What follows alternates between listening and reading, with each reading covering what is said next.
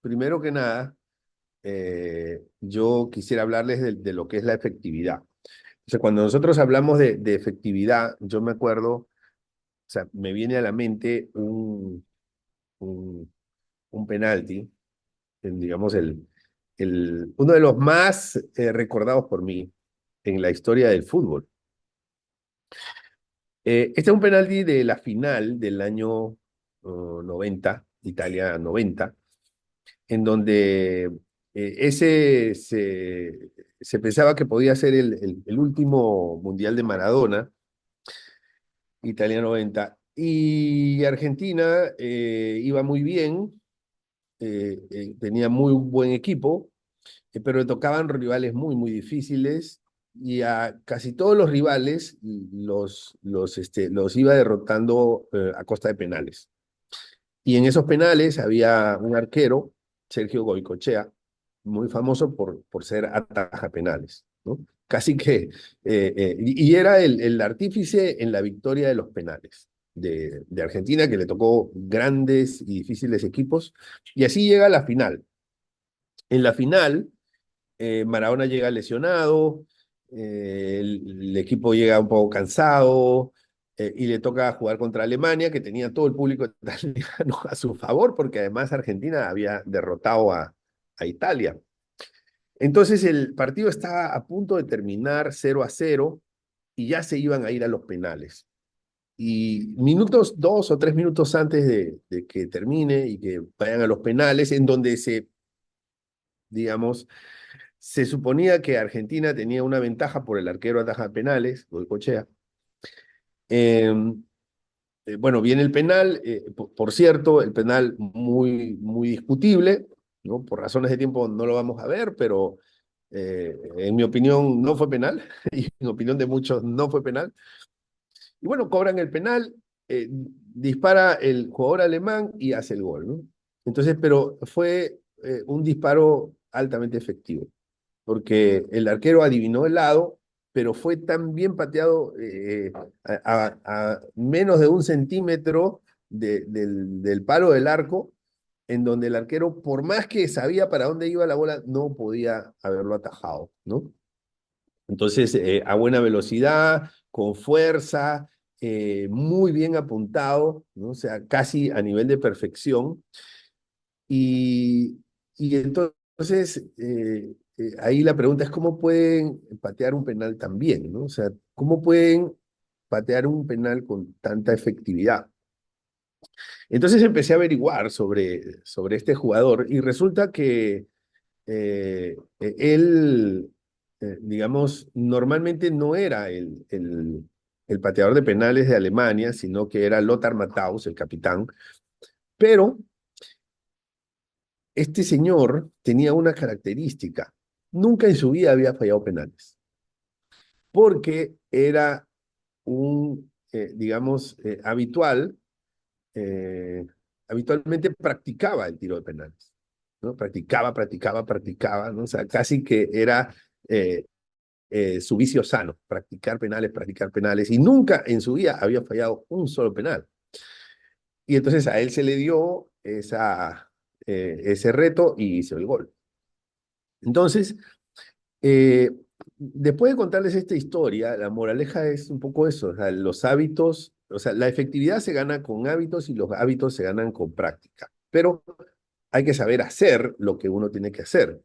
La efectividad y los hábitos, esto es importante, los hábitos normalmente no son innatos, de hecho no son innatos, ¿no? O sea, se tienen que practicar.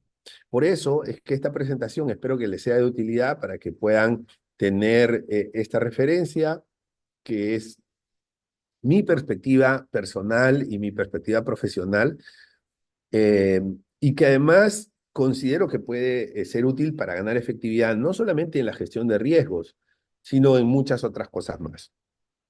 Entonces, ¿qué nos dice, qué nos dice digamos, la Real Academia Española sobre el hábito, ¿no? El hábito, mira, ¿cómo lo definen? O sea, hay obviamente varias acepciones, pero he tomado la que a mí me parece que es la principal y la que corresponde a esta presentación. Me dicen, el hábito es un modo especial de proceder o conducirse adquirido por repetición de actos iguales o semejantes u originado por tendencias instintivas, ¿no? Entonces, me quedo con esa palabra, repetición de actos iguales o semejantes. Y ahí viene la práctica, la práctica, la práctica, la práctica. Eso es muy importante para poder desarrollar los hábitos. Y eso depende de nosotros. Eso es lo bonito.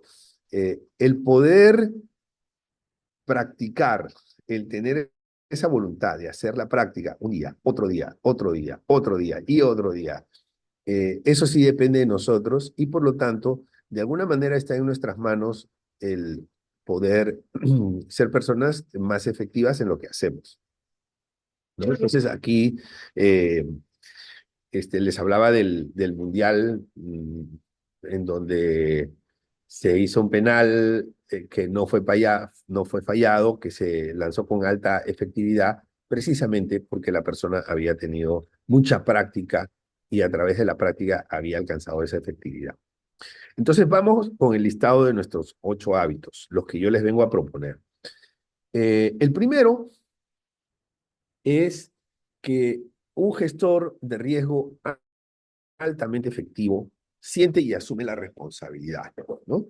Entonces, debe ser consciente de la responsabilidad y debe estar comprometido con la responsabilidad que asume.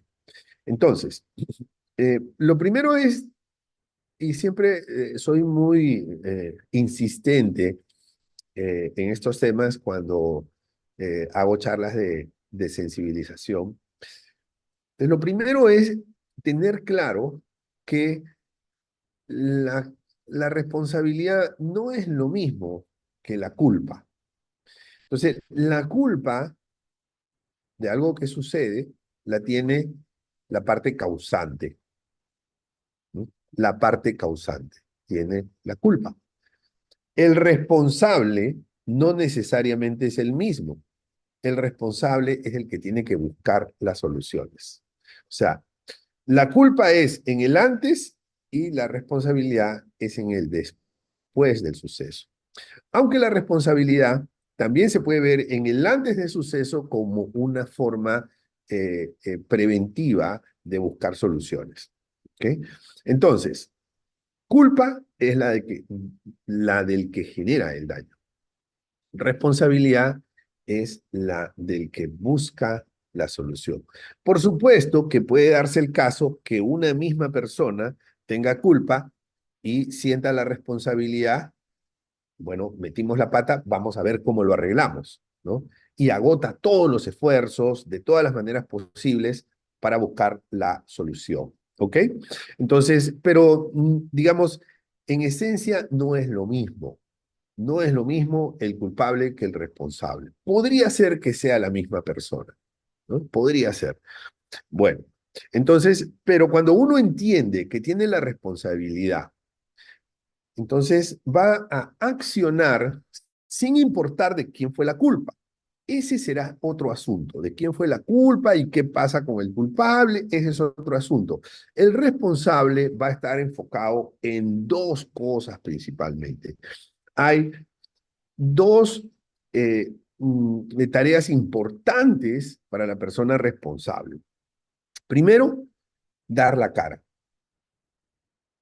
Y segundo, buscar soluciones, ¿no? Entonces, normalmente, imagínate, vamos a suponer que en una entidad bancaria, eh, se comete un incumplimiento normativo, ¿no? Un incumplimiento normativo relacionado con, no sé, el índice de liquidez mínima o relacionado con la continuidad de los servicios que tiene que dar a los usuarios. Hay un incumplimiento normativo. ¿Ok? Entonces, normalmente, ¿qué pasa?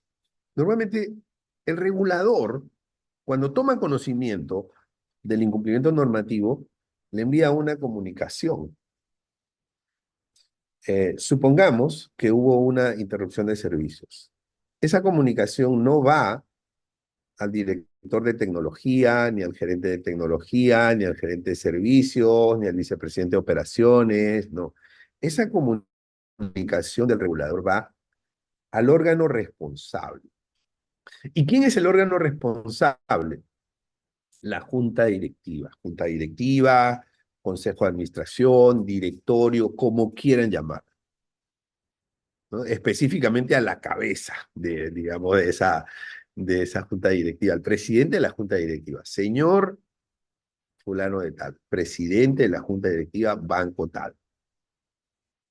En días pasados ocurrió esto, nuestro organismo regulador está preocupado por tal motivo le solicitamos que nos envíe un informe detallado y las acciones correctivas eh, que correspondan al respecto, ¿no? Esperamos su comunicación dentro de los 10 días, 15 días siguientes, ¿no? Entonces, eso va al responsable. El presidente de la junta directiva o la junta directiva como tal tiene la culpa de lo que ocurrió. No tiene la culpa porque no fue parte causante, pero es la parte responsable. Y como parte responsable tiene que hacer dos cosas. Tiene que dar la cara. O sea, el mismo presidente de la junta directiva tiene que pasar la saliva y ponerse a redactar un documento con sus asesores, ¿no?, de la administración para responder. Eso es dar la cara. O sea, el presidente de la junta directiva no puede decir, bueno, que responde el director de tecnología, pues que él es el culpable. No, porque la responsabilidad hay que sentirla, hay que asumirla, hay que ser conscientes de la responsabilidad. Y normalmente los presidentes de junta directiva son personas conscientes de su responsabilidad y por eso están ahí, ¿no? Entonces, estas personas, ¿qué hacen? Responden y al responder con su firma dan la cara. No tercerizan esa respuesta, dan la cara. Viéndolo, llevándolo a otros elementos, ¿no? Ese es para el caso de algo que ocurre en una organización, pero cuando tenemos una inspección de auditoría interna, un hallazgo, el responsable del área es el que tiene que dar respuesta, aunque no sea el culpable. Cuando sucede algo en un determinado proceso, el responsable del proceso es el que tiene que dar la cara. No se puede tercerizar la responsabilidad. Y segundo, tiene que buscar soluciones. Entonces, en esa respuesta hipotética, en el ejemplo en el que estábamos comentando, si el presidente de la junta directiva de la entidad bancaria le responde, sí, efectivamente, hubo una interrupción en las operaciones, en los servicios, causada por, hace toda una explicación, ¿no? Y no dice nada más, le pedimos disculpas, ¿no? Saludos cordiales. Entonces eso va a llamar la atención del regulador. O sea, se necesita que en el marco de esa responsabilidad le diga la junta directiva, a través de ese documento, de esa respuesta, le diga al ente regulador qué están haciendo y qué van a hacer para que eso no vuelva a ocurrir. Si no hacemos eso, si no pensamos en que tenemos un problema que requiere solución, no estamos siendo responsables. Entonces, la solución de los problemas se visualiza muchas veces antes de que los problemas ocurran. Y entonces ahí entra la labor preventiva del responsable. Y el responsable se convierte en una persona proactiva. Y si pasa esto, ¿qué hacemos? Vamos a hacer esto. Y si pasa lo otro, vamos a hacer esto. Este es nuestro escenario, este es nuestro plan B, este es nuestro plan de contingencia. Eso se gana con responsabilidad, porque siente que es su deber buscar soluciones. Eso, si eso se practica, si la responsabilidad se practica, el gestor de riesgo va a ganar efectividad. Y cuando pase algo, bueno, pasó, sí, pero solamente la interrupción de servicio fue 30 segundos. ¿Por qué? Porque ya se habían buscado las soluciones a través de este sentir de responsabilidad. Muy bien. Entonces, ese es el primer hábito, ser responsables. Eh,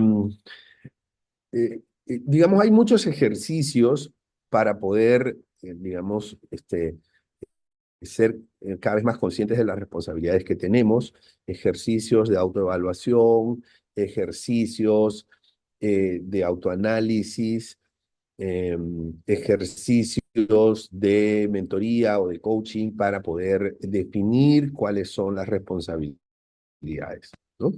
Y tampoco para no caer en un gran hoyo de creencia de una responsabilidad total, absoluta, porque hay cosas que, digamos, le corresponde la responsabilidad a otros colegas o a otras personas, ¿no? Entonces, estar enfocado en la responsabilidad es el primer hábito que debemos practicar como gestores de riesgos. ¿Ok? Bien, el segundo, vamos con el segundo. Practica la humildad, ¿no? El número 2 y el número 3 en su momento eran uno solo, y esto era 7 hábitos. Pero me di cuenta que la humildad es tan importante en la gestión de riesgos y prácticamente en casi todas las actividades de nuestra vida, que vale la pena ponerla como un hábito. Y porque la humildad se practica. O sea, digamos, se practica, ¿no? Eh, puede que haya personas que intrínsecamente tienen cierta tendencia a ser humildes.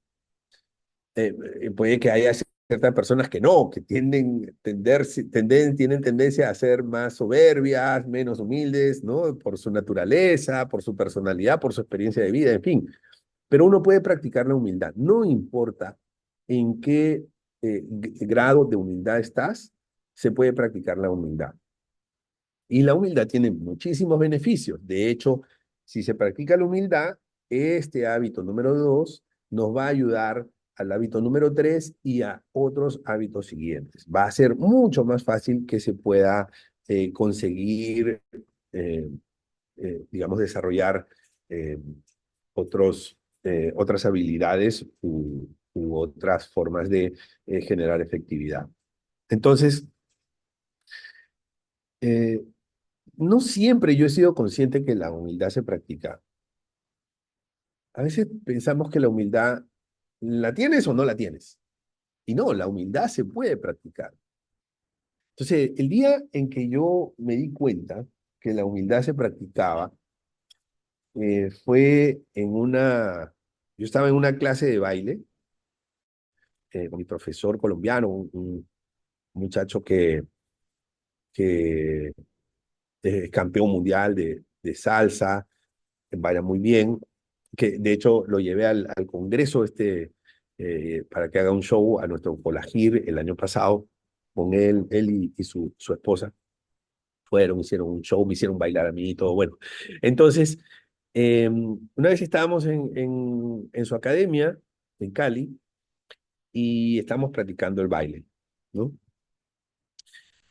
Entonces el baile, como él me lo enseñaba, él hacía un paso, yo tenía que hacer exactamente el mismo paso, los dos frente a un espejo, ¿no? Y entonces él me decía el nombre del paso y yo tenía que hacer el cambio a ese paso, a practicarlo, a repetirlo varias veces y ahora vamos a hacer otro paso. Y entonces me decía patineta, trenza, punta talón, me decía el nombre y yo hacía el cambio de paso.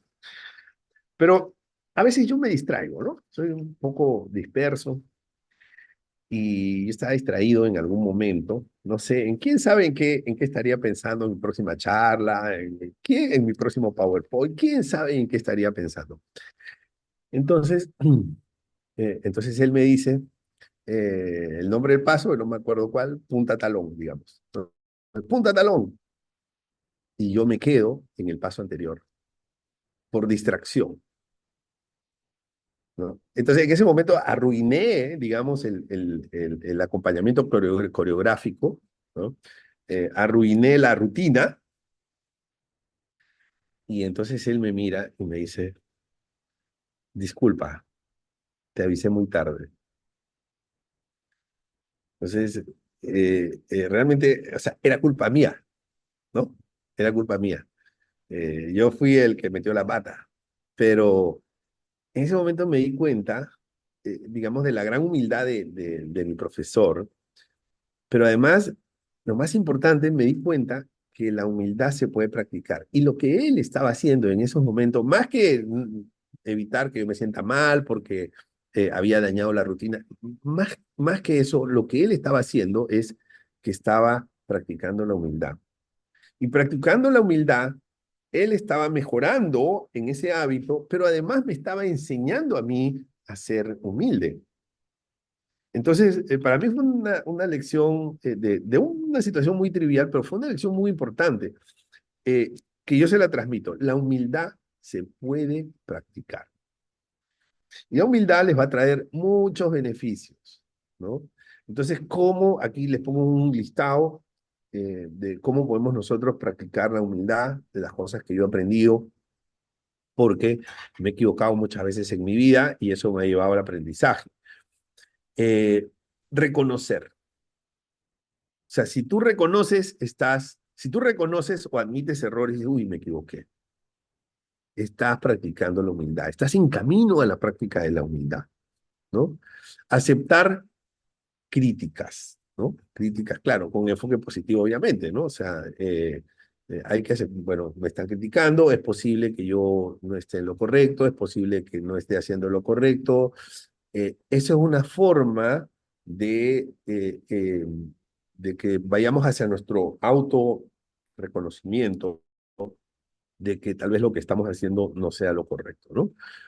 Visualizar los errores y las críticas en aprendizaje. O sea, después de cada eh, ejercicio, después de cada actividad, ¿no? Ver un poco qué podemos mejorar. Siempre el enfoque positivo es muy importante. La autocrítica, y reitero, el enfoque positivo, o sea, no se trata de ser, digamos, muy duros con nosotros mismos y de criticarnos demasiado, sino más bien eh, pensar en qué podemos mejorar, ¿no? Pidiendo perdón. Esa es una de las cosas, tú sabes, más difíciles que hay en la vida, pedir perdón. Es muy difícil pedir perdón. Créame, es muy difícil escribir un email de disculpas o hacer una llamada de disculpas. Es muy difícil, cuesta. Pero si tú lo haces, consigues practicar la humildad. Y finalmente agradeciendo, ¿no? ¿Por qué? Porque eh, cuando, eh, cuando tú agradeces, te pones, digamos, lo haces desde una posición receptora y no desde una posición proveedora. Entonces, eso también ayuda a este largo camino de la humildad que es práctica, práctica, práctica, práctica, práctica. Y la humildad va a ayudar a ser más efectivo con la gestión de riesgos. Bueno, hay muchas cosas más, pero en el tema nuestro va a ayudar mucho. ¿Por qué? Porque la humildad te va a ayudar a aprender. Y en gestión de riesgos necesitamos aprender mucho. Y ahí viene el tercer hábito, que es saber aprender a aprender. No es saber aprender, es saber aprender a aprender, ¿no? Entonces, digamos, si hay algo que tenemos que aprender, es el aprendizaje, ¿no? Y no es redundante, es aprender a aprender. ¿Y eso cómo se consigue? Vamos a tener muchos elementos, vamos a tener muchas circunstancias en nuestra vida profesional o personal en la que vamos a necesitar aprender. Nos vamos a topar ante un tema determinado y decimos, ¿y esto cómo es? ¿No? Eh, entonces, ahora estamos con la inteligencia artificial, ahora estamos con los riesgos emergentes, que el riesgo climático, que el riesgo de conducta, o sea, son temas nuevos, ¿no? Necesitamos aprender. Y la mejor cosa que nosotros podemos hacer es aprender a aprender. ¿Para qué? Para que podamos enfrentar estos nuevos retos que no van a ser los únicos. Hoy en día es la inteligencia artificial, pero de aquí a un tiempo van a ser otras cosas. ¿Ok? Bien. Entonces, lo primero es identificar cómo nosotros aprendemos, ¿no? Hay muchas formas de aprender. Eh, Y cada persona tiene su forma más adecuada de aprender, ¿ok? Entonces, ¿cómo aprendes tú? Viendo. Algunas personas aprenden viendo, otras personas aprenden haciendo, otras personas aprenden estudiando, otras personas aprenden escuchando. De los que aprenden estudiando, a algunos les gusta estudiar por su cuenta, otros les gusta ir a una academia, aprender de otros, hacer preguntas. Entonces, hay muchas formas de poder aprender, pero siempre hay una que se acomoda mejor a nosotros. ¿Ok? Siempre hay una que se acomoda mejor, que nos sirve mejor. ¿Ok? Cuando tú identificas eso, vas a encontrar un camino más fácil para eh, em, eh, digamos, para encontrar el mecanismo adecuado del aprendizaje. Y normalmente un gestor de riesgo que busca la efectividad, que busca practicar este hábito, va a querer ser, primero, curioso, segundo, eh, va a buscar el mejor mecanismo o el mecanismo que mejor se adapte a su forma de aprender. Va a ser humilde, ya vimos que la humildad es el hábito 2, con la humildad se te facilita, se te abre el camino para el aprendizaje, ¿no? Una persona que no es humilde va a creer que ya lo sabe, entonces va a ser muy difícil que pueda aprender. Eh, eh, no se cansa de aprender. O sea, no podemos cansarnos de aprender porque si dejamos de aprender, dejamos de vivir. Y por lo menos a mí me ha funcionado muy bien el aprendizaje a través de la enseñanza. Cuando tengan ustedes oportunidad de dar una charla, de hacer una labor de mentoría o de hacer un coaching o de compartir alguna experiencia, ahí es donde se aprende muchísimo y ahí es probablemente donde más se aprende, enseñando. Bien, y por otro lado, el,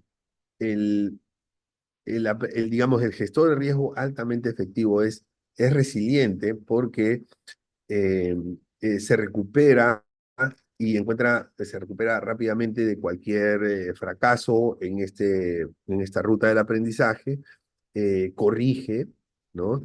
Y encuentra la mejor forma de aprender, ¿no? Evoluciona más rápido.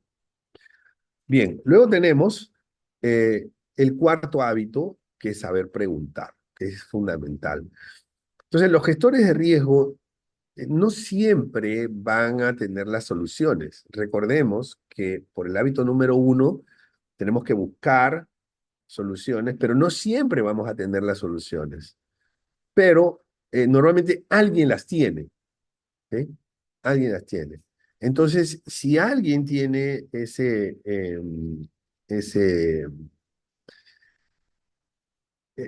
digamos, las respuestas a las interrogantes, lo que tenemos que hacer es conseguir esas respuestas sabiendo hacer las preguntas correctas. Entonces, el saber preguntar, no tenemos que saberlo todo, pero por lo menos tenemos que saber preguntar. Y he aprendido en la gestión de riesgos que hay una serie de técnicas que nos ayudan muchísimo, ¿no? Que nos ayudan muchísimo para poder conseguir las respuestas que necesitamos.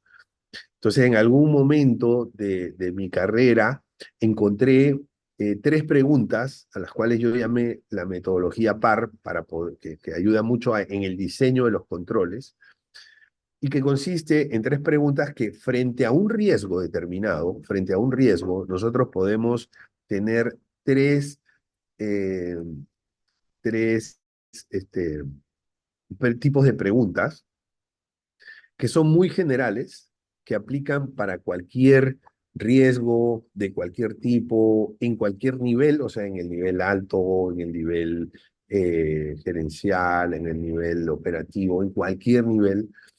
Y esas 3 preguntas yo las llamé la metodología PAR, PAR, ¿por qué? Porque se enfoca en 3 acciones que combaten o que mitigan la gestión de riesgo. Primero es la prevención, de ahí viene la P, segundo es la alerta, de ahí viene la A, y tercero es la reducción del impacto, la reducción del daño, es la R. Entonces, y las 3 preguntas son, frente al riesgo, ¿cómo podemos reducir la probabilidad de que ocurra? Tenemos el riesgo, pregunta, ¿cómo podemos saber que podría estar ocurriendo? Tenemos el riesgo, si ocurre, ¿cómo podemos minimizar el daño? Entonces son preguntas que nos ayudan muchísimo en la gestión de riesgo, pero eso parte, digamos, de haber practicado el hábito de saber preguntar, ¿no? Eh, estamos preguntando con empatía, estamos preguntando sin tecnicismos, estamos preguntando de una manera sencilla, buscando obtener respuestas porque, que nos ayuden en la mitigación, porque estas respuestas van a ser precisamente los controles, ¿ok? O van a ser la base de los controles o de los mitigantes. Y llegamos a el quinto hábito, que es saber comunicarse, ¿no? O sea, eh, un gestor de riesgo puede tener mucho conocimiento, puede tener las soluciones, pero si no las sabe comunicar, va a tener algunas limitantes que le van a impedir ganar efectividad en su propósito. Entonces, yo les recomiendo normalmente tener, digamos, una serie de ayudas. Aquí les pongo una ayuda. ¿Qué es lo que se va a comunicar? No deberías comunicar más ni tampoco menos. Si tú comunicas más, pierdes enfoque. Si tú comunicas menos, pierdes alcance. Entonces, no es tan fácil. La labor de la comunicación, de hecho, uno de los mejores cursos que yo llevé es un curso de comunicación, ¿no? Se llamaba El arte de presentar.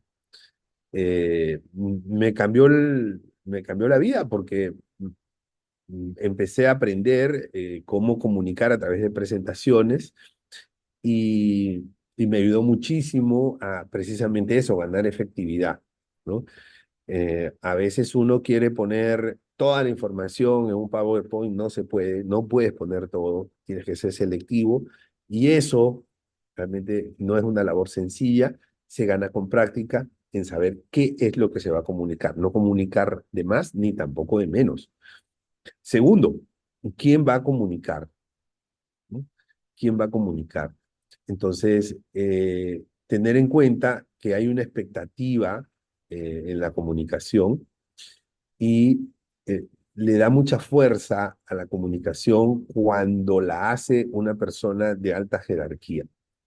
Entonces, muchas veces cuando íbamos con mi jefe a darle la noticia de calificación de riesgo a uno de nuestros clientes, ¿no?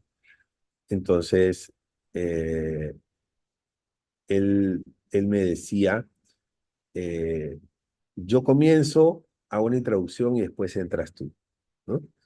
Entonces, y eso yo al principio no lo entendía, pero eh, eh, ahora sí lo veo con claridad, que quien comunica tiene un rol importante en la receptividad de esa comunicación. No es lo mismo que un mensaje lo dé el presidente del banco a que lo dé el gerente de una área funcional. ¿Cuándo se va a comunicar?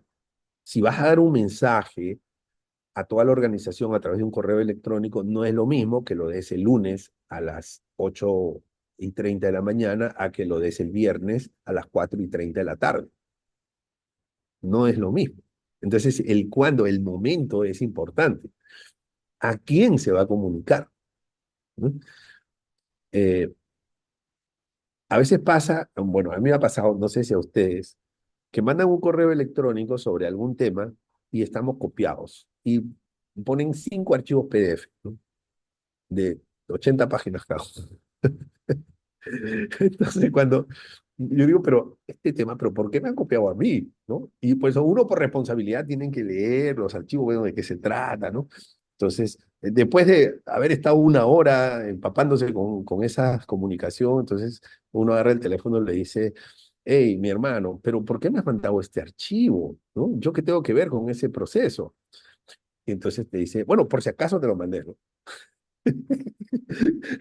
Entonces, entonces, esos son los errores que no se pueden cometer en la comunicación. Tú tienes que ver a quiénes comunicas, ¿no? Y nuevamente, así como el que no puedes comunicar a más personas de las que merecen recibir la comunicación, ni tampoco a menos personas. ¿Ok? En cualquiera de los dos casos va a haber un problema. Eh, y el cómo se va a comunicar, ¿no? Eh, el cómo, el estilo, el lenguaje, el canal de difusión, todas esas cosas son importantes.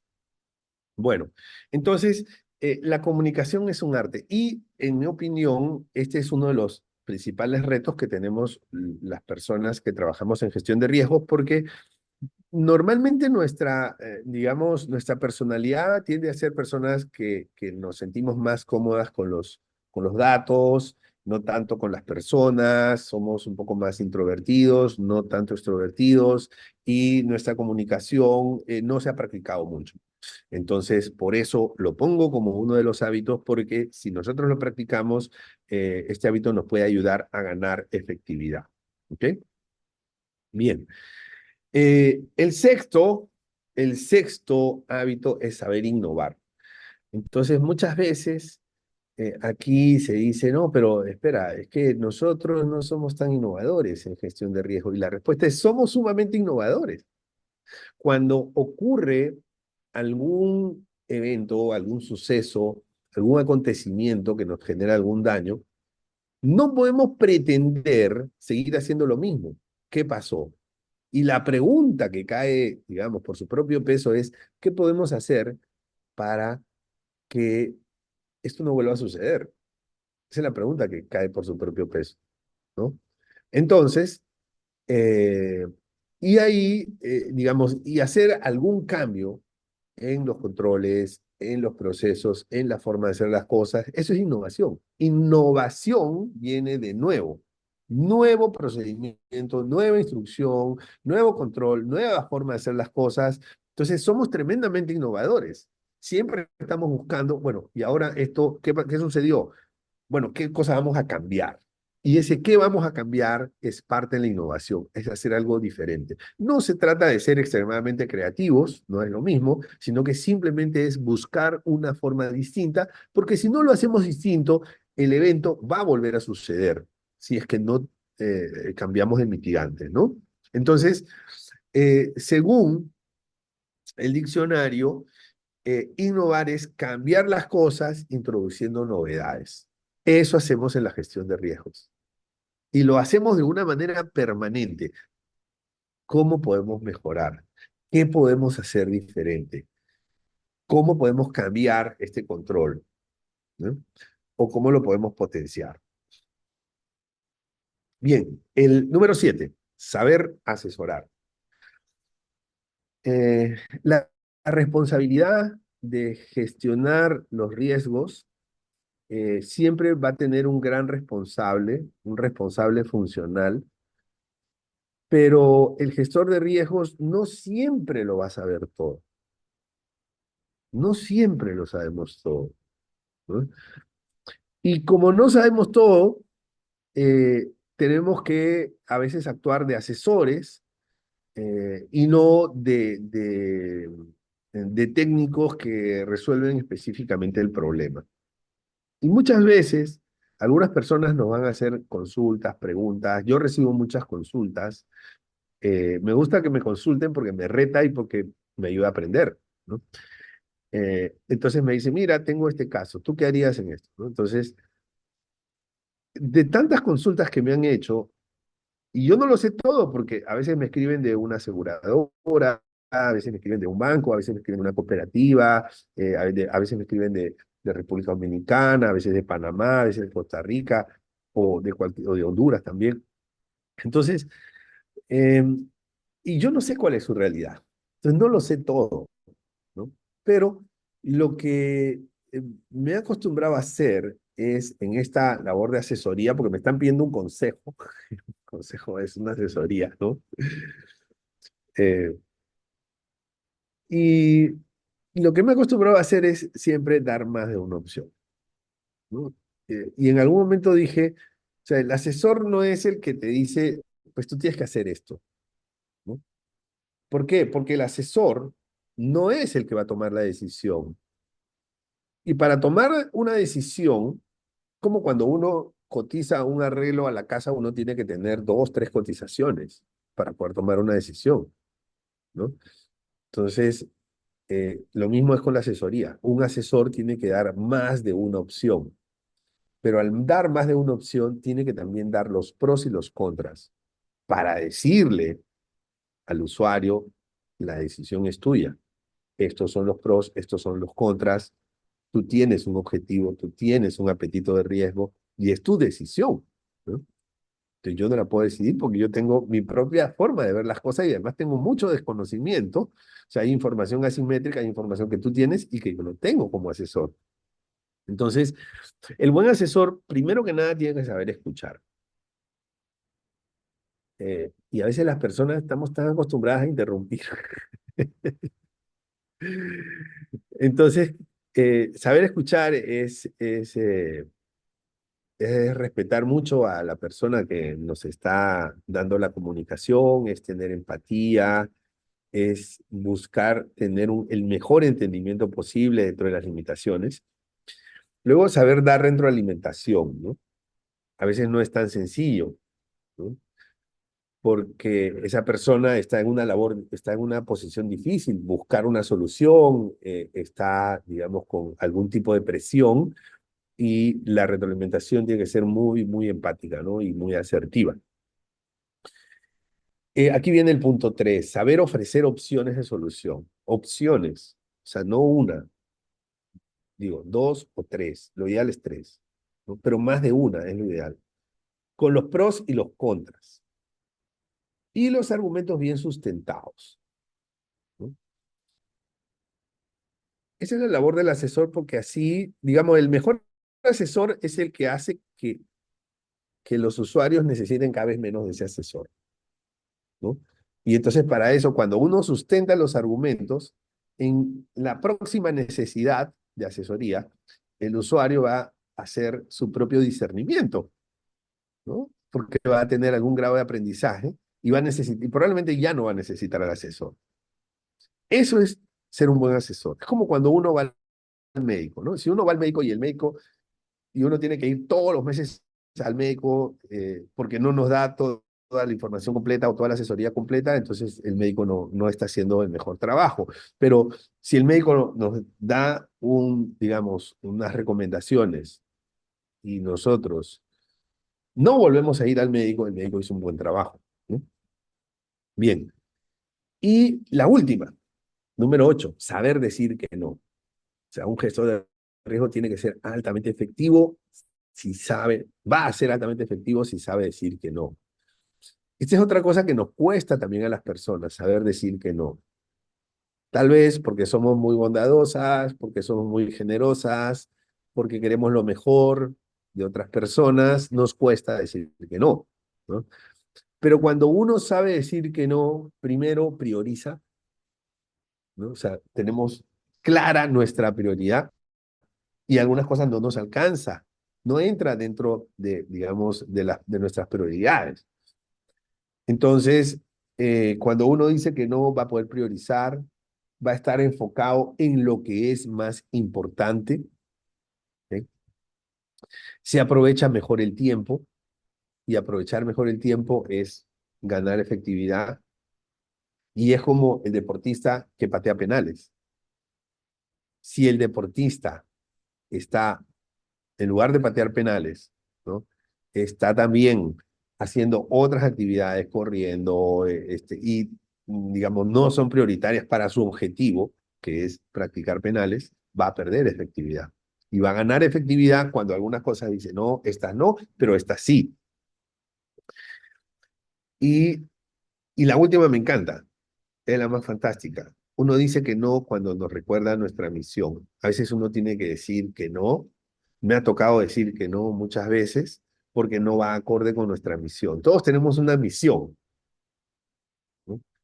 En mi caso, mi misión de vida y mi misión profesional también es ayudar a los demás.